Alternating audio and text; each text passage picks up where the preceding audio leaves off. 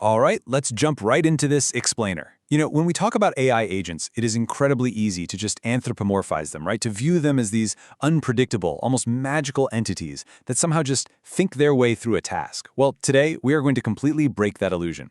Because AI agents, they aren't unpredictable magic at all. They are complex software systems, and just like any other software system, they have very deterministic, highly diagnosable failure modes. If we actually want to build systems that work in the real world, we've got to understand exactly how and why they break down.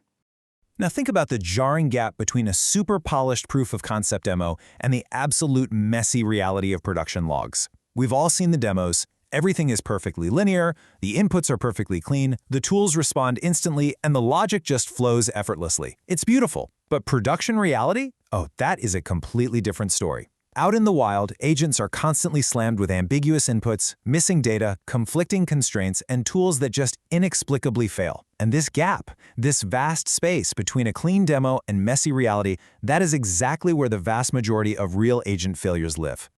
So, to demystify these breakdowns, we're going to use a simple symptom, diagnosis, and cure framework.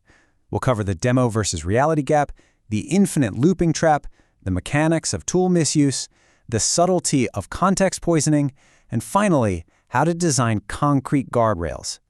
Okay, moving to section 2, the infinite looping trap, which is basically what happens when agents get stuck in endless repetitive cycles. Now, when agents get stuck, they very often fall into an infinite action loop. Basically, they just repeatedly call the exact same tool with maybe slightly tweaked arguments, but they never actually make any progress. And the agent bench research data on this is honestly staggering. It reveals that over 90% of time limit exceeded failures feature repetitive generations where the similarity score of the outputs is incredibly high. We're talking about agents getting stuck in these interaction trajectories that average over 25 rounds, just stubbornly repeating previously generated stuff. It's like an agent searching a database for a specific phrase, getting 0 results, and then just stubbornly issuing that exact same search phrase again and again until the system literally forces it to shut down. So why does this actually happen? Well, it's a classic case of short-term thinking. Because an agent typically only plans one single step at a time, it completely lacks a holistic view of the overall task. It suffers from this frustrating inability to tell when a sub-goal is actually complete, which is an ambiguous stopping condition. So when a tool returns an unclear result or some unexpected error, the agent lacks the high-level goal decomposition it needs to pivot. Instead of adapting its strategy, it endlessly retries a failed action based purely on its own internal representations. It basically hallucinates that trying the exact same thing one more time is magically going to yield a different result. Which brings us to section 3, the mechanics of tool misuse, or the tricky syntax versus semantics problem.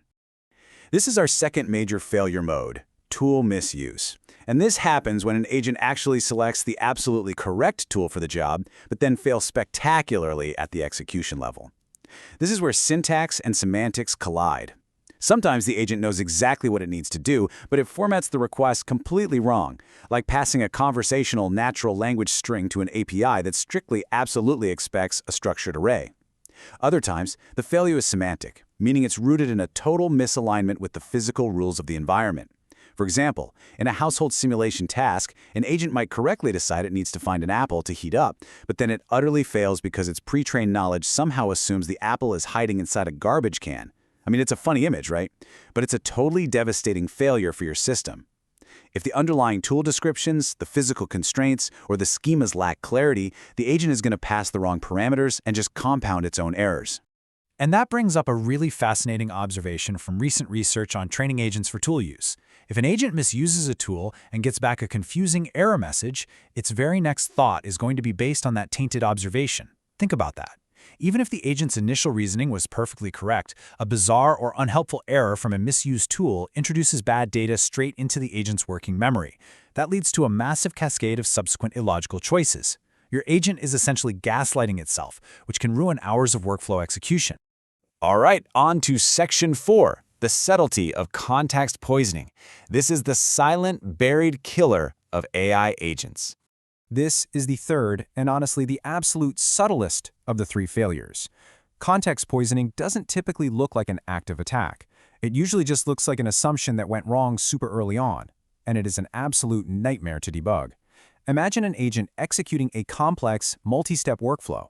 In round 1, just a tiny, seemingly harmless hallucination or a slightly incorrect assumption slips into the context window. No big deal, right? Well, by round 3, semantic drift begins.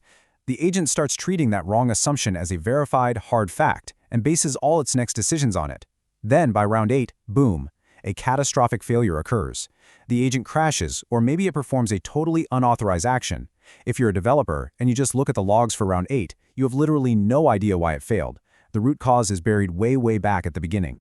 And this happens constantly because the agent's reasoning loop is continuously open to new inputs. Any bad data, whether it's a prompt injection or just a really poorly worded system error, becomes part of its permanent reality. If you just dump every single interaction into one giant context window, basically treating a temporary chat history like it's a durable workflow state, you are guaranteeing that early mistakes will recursively poison every single subsequent decision. The whole system is inevitably going to unravel. So we know the symptoms. Let's look at the cure in Section 5, Designing Concrete Guardrails. We need a structural cure here.